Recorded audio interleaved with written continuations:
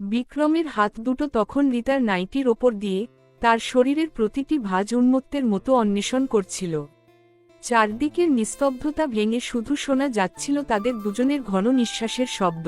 সেই অলস দুপুরে এক অচেনা প্লাম্বারের বাহুডোরে রিতা খুঁজে পেল তার জীবনের চরম সুখের স্বাদ। হ্যালো বন্ধুরা, আমাদের চ্যানেলে আপনাদের সবাইকে আরও একবার স্বাগত। আজ আমি আপনাদের জন্য নিয়ে এসেছি এক ভিন্ন স্বাদের রোমাঞ্চকর গল্প। এক অলস, নিঝুম দুপুর, যখন চারদিকের কোলাহল থেমে যায় আর একাকী মনের সুপ্ত ইচ্ছাগুলো ডানা মেলতে শুরু করে। ঠিক তেমনি এক দুপুরে এক অচেনা পুরুষের আকস্মিক আগমন কিভাবে একটি একাকী হৃদয় আলোড়ন সৃষ্টি করেছিল। কৌতূহল, উত্তেজনা আর তীব্র আকর্ষণে ভরা আজকের এই বিশেষ গল্পটি শেষ পর্যন্ত শুনতে একদম ভুলবেন না। আর ভালো লাগলে এখনই ভিডিওটিতে একটি লাইক দিয়ে দিন। চলুন শুরু করা যাক। শহরের এক অভিজাত ফ্ল্যাটের চার দেওয়ালে ঘেরা জীবন রিতার। বয়স 27 কি 28। রিতা দেখতে যেমন সুন্দরী, তেমনি তার শরীরের গঠন যে কোনো পুরুষের মনে ঝড় তোলার জন্য যথেষ্ট। টানা টানা চোখ, ফর্সা গায়ের রং আর এক মাথা কোঁকড়ানো চুল। কিন্তু এই রূপের কদর করার মতো কেউ ছিল না। রিতার স্বামী সায়ন্তন একটি বহুজাতিক সংস্থায় বড় পদে চাকরি করে। কাজের সূত্রে তাকে মাসের প্রায় 20 দিনই শহরের বাইরে থাকতে হয়। এই বিশাল ফ্ল্যাটে রিতা একাই থাকে, তার সঙ্গী বলতে কেবল একাকিত্ব আর টিভির রিমোট। সেদিন ছিল প্রচণ্ড গরমের এক দুপুর। বাইরে তপ্ত রোদ, চারপাশটা একদম নিঝুম। রিতা একটি হালকা সুতির বেগুনি রঙের স্লিভলেস নাইটি পরে ড্রয়িং রুমে এসি চালিয়ে বসেছিল। হঠাৎ সে খেয়াল করল মাস্টার বেডরুমের সাথে থাকা বাথরুম থেকে জল পড়ার একটা অদ্ভুত শব্দ আসছে। রিতা উঠে গিয়ে বাথরুমে ঢুকে দেখল বেসিনের নিচের প্রধান পাইপটা ফেটে গেছে এবং সেখান থেকে ফিনকি দিয়ে জল বেরোচ্ছে। দেখতে দেখতে পুরো বাথরুমের মেঝে জলে ভেসে গেল। রিতা কিছুটা দিশেহারা হয়ে পড়ল। এই অবস্থায় সে সায়ন্তনকে ফোন করল, কিন্তু সায়ন্তনের ফোন বন্ধ ছিল। অগত্যা সে ফ্ল্যাটের কেয়ারটেকারকে ফোন করে একজন প্লাম্বার পাঠাতে বলল। প্রায় আধা ঘন্টা পর ফ্ল্যাটের কলিং বেলটা বেজে উঠল।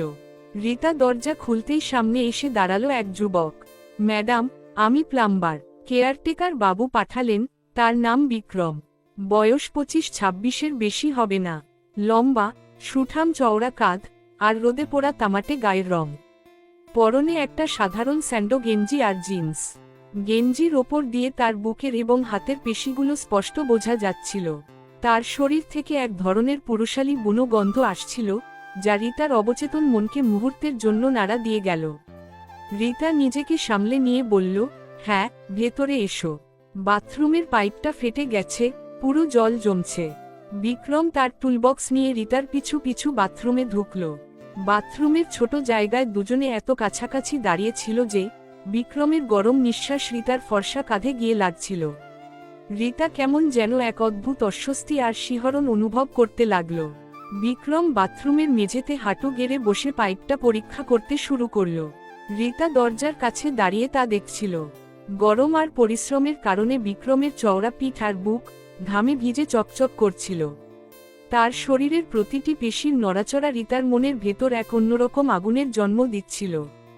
দীর্ঘদিনের একাকিত্ব আর অপূর্ণতা যেন আজ এই অচেনা যুবকের বলিষ্ঠ শরীরের দিকে তাকে বারবার তাকাতে বাধ্য করছিল। হঠাৎ বিক্রম মুখ তুলে রিতার দিকে তাকাল। রিতা হাতে নাতে ধরা পড়ে গিয়ে কিছুটা লজ্জিত হল এবং চোখ সরিয়ে নিল। বিক্রম মুচকি হেসে বলল, ম্যাডাম, ভেতরের ওয়াশারটা কেটে গেছে, নতুন একটা লাগাতে হবে। আর জলটা বন্ধ করার জন্য আমাকে মেইন চাবিটা একটু কষতে হবে, কিন্তু সেটা অনেক উঁচুতে। রিতা বলল, কোথায়? আমি দেখাচ্ছি। রিতা বাথরুমের ভেতরের দিকে এগিয়ে গেল। মেইন চাবিটা ছিল শাওয়ারের ঠিক ওপরে। রিতা হাত বাড়িয়ে সেটা ঘোরানোর চেষ্টা করল, কিন্তু তার উচ্চতা কম হওয়ায় সে নাগাল পাচ্ছিল না। সে যখন পায়ের আঙুলে ভর দিয়ে উঁচুতে ওঠার চেষ্টা করছিল, তখন তার নাইটিটা শরীরের সাথে লেপ্টে গিয়ে তার মেদহীন কোমর আর নিতম্বের বাঁকগুলোকে অত্যন্ত আকর্ষণীয়ভাবে ফুটিয়ে তুলল। বিক্রম আর স্থির থাকতে পারল না। সে উঠে দাঁড়িয়ে রিতার ঠিক পেছনে এসে দাঁড়াল। রিতা যখন চাবিটা ঘোরানোর জন্য ছটফট করছিল, তখন বিক্রম পেছনে থেকে তার দুটো হাত রিতার কোমরের দুপাশে রাখল। টকটকে ফর্সা ত্বকের ওপর বিক্রমের সেই শক্ত, খসখসে এবং তপ্ত হাতের স্পর্শ লাগতেই রিতার মুখ দিয়ে একটা অস্ফুট শব্দ বেরিয়ে এলো, আহ! রিতা কাঁপতে কাঁপতে ঘুরে দাঁড়ালো। এখন সে বিক্রমের চওড়া বুকের সাথে প্রায় লেপ্টে আছে। বিক্রমের চোখের তীব্র চাহনি রিতার সমস্ত প্রতিরোধ ভেঙে চুরমার করে দিল।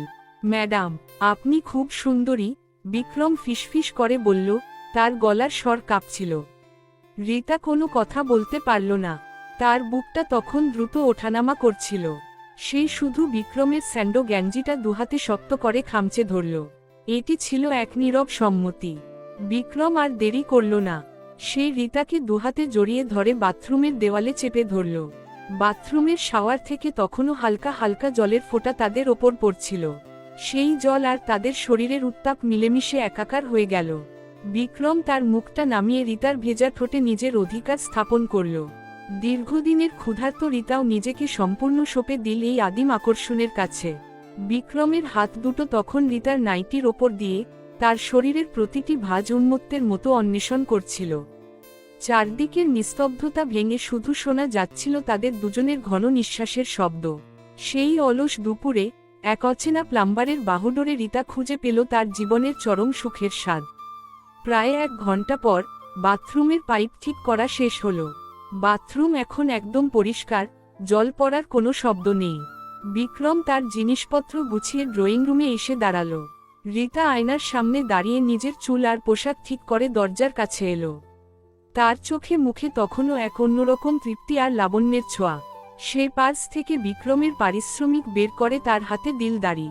বিক্রম টাকাটা নেওয়ার সময় রিতার আঙুলে আলতো করে চাপ দিল এবং নিচু গলায় বলল, ম্যাডাম, পাইপটা তো ঠিক করে দিলাম। তবে কোনো সমস্যা হলে আবার জানাবেন। আমি যে কোনো সময় চলে আসব। রিতা মিষ্টি করে একটু হাসল। তার চোখের ইশারায় ছিল এক গোপন চুক্তি। সে বলল, ঠিক আছে বিক্রম, কোনো দরকারে আমি শুধু তোমাকেই ডাকব। বিক্রম দরজা দিয়ে বেরিয়ে যাওয়ার পর রিতা দরজাটা বন্ধ করে দিল। সে সোফায় এসে বসল, কিন্তু তার সারা শরীরে তখনও বিক্রমের সেই বুনো পুরুষালী গন্ধ আর তপ্ত স্পর্শের অনুভূতি টাটকা ছিল। সে জানত, এই নিঝুম দুপুরের গল্প এখানেই শেষ নয়, এটি কেবল একটি নতুন অধ্যায়ের শুরু। তো বন্ধুরা, কেমন লাগলো রিতা আর প্লাম্বার বিক্রমের এই উত্তপ্ত ও রোমাঞ্চকর অলস দুপুরের গল্পটি? একাকিত্বের মাঝে জন্ম নেওয়া এই নিষিদ্ধ আকর্ষণ কি আপনাদের মনেও এক অন্যরকম শিহরণ তৈরি করেছে? যদি গল্পটি আপনাদের ভালো লেগে থাকে, তবে কমেন্ট বক্সে আপনাদের মূল্যবান মতামত জানাতে একদম ভুলবেন না। আপনাদের একটি লাইক আর কমেন্ট আমাদের আরও নতুন নতুন গল্প নিয়ে আসতে অনেক উৎসাহ দেয়। এই গল্পের পরের পার্ট বা এমন আরও অনেক রসালো কাহিনী সবার আগে শুনতে চাইলে ভিডিওটিতে এখনই একটি লাইক দিন এবং বন্ধুদের সাথে শেয়ার করুন। আর হ্যাঁ, আমাদের এই রোমাঞ্চকর সফরের নিয়মিত সঙ্গী হতে চ্যানেলটি এখনই সাবস্ক্রাইব করে পাশের বেল আইকনটি অল করে রাখুন। আজ এই পর্যন্তই, খুব শীঘ্রই দেখা হবে নতুন কোনো এক মায়াবী গল্পে। ততক্ষণ পর্যন্ত সবাই ভালো থাকুন, সুস্থ থাকুন। ধন্যবাদ।